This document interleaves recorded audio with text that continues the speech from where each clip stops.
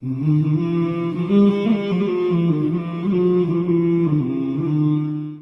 اللہ الرحمن الرحیم۔ ملکی حالات آپ کے سامنے ہیں، پریشان کن حالات ہیں، معیشت خراب ہے، انتظامی معاملات ہیں، اور اسی طریقے سے مختلف قسم کے بحران ہیں جو ہمیں ہر طرف سے گھیرے ہوئے ہیں، اور ہر شخص اس صورتحال میں اپنی سمجھ کے مطابق، اپنے فہم کے مطابق، اپنے ذہن کے مطابق ان مسائل کی ذمہ داری یا ان مسائل کی وجوہات بتاتا ہے۔ کوئی شخص کہہ رہا ہے کرپشن وجہ ہے، کوئی شخص کہہ رہا ہے بد انتظامی وجہ ہے، کوئی شخص کہہ رہا ہے سسٹم کا نہ ہونا وجہ ہے، کوئی شخص کہہ رہا ہے کہ تعلیمی نظام کی کمی ہے۔ ہر شخص اپنے فہم کے مطابق بات کرتا ہے، لیکن ہم پر یہ جو مسائل مسلط ہیں اور ہم پر یہ جو عذاب مسلط ہیں، اس کی ایک وجہ ایسی ہے جو کہ بہت کم لوگوں کے ذہن میں آتی ہے اور بہت کم لوگ اس کے بارے میں اویئر ہیں۔ اگر وہ وجہ سب کو سمجھ میں آ جائے تو مجھے امید ہے شاید ہم اس بحران سے اور اس ملک کو یہ جو گرداب میں پھنسا ہوا ہے اس سے نکال سکیں۔ وہ وجہ بڑی زبردست ہے، اور وہ وجہ آپ علیہ الصلاۃ والسلام نے ایک حدیث میں بھی بتلائی ہے، لیکن ہم اس حدیث کو اکثر اوقات سنتے بھی ہیں لیکن ہمارے ذہنوں میں شاید اس کی اہمیت نہیں ہے۔ آپ علیہ الصلاۃ والسلام نے فرمایا، حضرت عبداللہ ابن عمر رضی اللہ تعالیٰ عنہ سے صحیح مسلم میں روایت ہے، الا کلکم راع وکلکم مسئول عن رعیتہ فالامیر الذی علی الناس راع وہو مسئول عن رعیتہ، کہ آپ علیہ الصلاۃ والسلام نے فرمایا، حدیث کا مفہوم ہے کہ تم میں سے ہر شخص،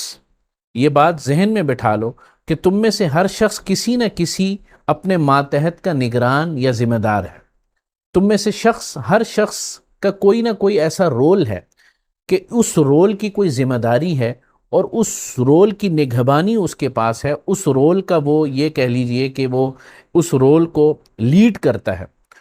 اور اس شخص کو اس رول کو پوری طریقے سے ادا کرنا چاہیے، اور اس شخص سے اس رول کے بارے میں، اس ذمہ داری کے بارے میں قیامت کے دن سوال ہوگا۔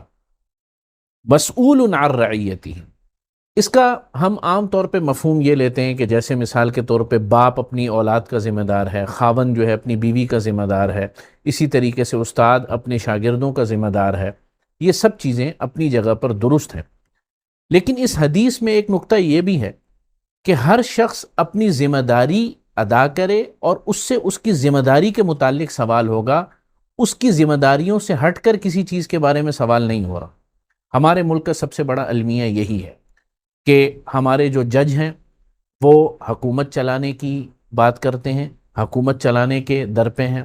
ہمارے جو جرنیل ہیں جنہوں نے وطن کا دفاع کرنا ہے وہ بھی حکومت چلانے کے در پہ ہیں، وہ بھی اپنے رول سے باہر آتے ہیں۔ ہمارے جو سیاستدان ہیں جن کو ملک چلانا ہے وہ ملک چلانے کو نہیں سوچتے بلکہ اور چیزوں کے اندر مصروف ہیں۔ ہماری جو ایگزیکٹو ہے یا بیوروکریسی ہے جس کو اس ملک کا نظام اور نسق جو ہے صحیح بنیادوں پر رکھنا ہے اور صحیح طریقے سے چلانا ہے، وہ اور چیزوں میں ٹانگ اڑاتی ہے، وہ ایگزیکٹو میں ٹانگ اڑاتی ہے، وہ جو ہے عدالتی معاملات میں ٹانگ اڑاتی ہے۔ یعنی کہنے کا مقصد صرف یہ ہے کہ ملک کا کوئی طبقہ اپنا کام نہیں کر رہا، دوسرے کا کام کر رہا ہے، دوسرے کے کاموں میں ٹانگیں اڑا رہا ہے، اور یہی وجہ ہے کہ ہمارے ملک کی یہ حالت ہوئی ہے۔ دنیا کے مغربی ممالک جن کی ہم مثالیں دیتے ہیں، اور فلاں ترقی یافتہ ملک ہے، فلاں ترقی یافتہ قوم ہے، آپ سب میں ایک بات مشترک پائیں گے، ایک بات بالکل کامن ہوگی کہ وہاں کا ہر طبقہ، ہر ادارہ اپنا کام سے کام رکھتا ہے، اور اس کو یہ پتہ ہے کہ دنیا کے اندر جو ہے میرا جو چیک اینڈ بیلنس ہوگا، یا مجھ پر جو نگرانی ہے، یا مجھ سے جو پوچھ گچھ ہوگی وہ میرے کام کے بارے میں ہوگی۔ لیکن ہم لوگ یہ چیز نہیں سوچتے، اپنی نجی زندگی میں بھی، اپنی اجتماعی زندگی میں، اور حکومتی سطح پر جو کچھ ہو رہا ہے وہ بھی، ہر شخص، ہر ادارہ، ہر محکمہ اور ہر طاقتور اپنا کام نہیں کر رہا جو کہ اس کو قوم کی طرف سے عنایت کیا گیا ہے، اللہ کی طرف سے عنایت کیا گیا ہے، بلکہ وہ دوسرے کام کرنے کی زیادہ کوشش کرتا ہے۔ یہ ہے ایک وجہ جو کہ ہمارے بحرانوں کی اور ہمارے مسائل کی ایک بہت بڑی وجہ ہے۔ نبی علیہ الصلاۃ والسلام نے اس وجہ کو بیان فرمایا، اور یہ بات امت کو بتائی کہ تم میں سے ہر شخص نگہبان ہے اپنے ماتحتوں کا، تم سے سوال ہوگا تمہاری ذمہ داریوں کے متعلق، دوسروں کی ذمہ داریوں کے متعلق تم سے کوئی سوال نہیں ہوگا۔ اللہ سے دعا ہے ہم سب کو توفیق عمل نصیب فرمائے۔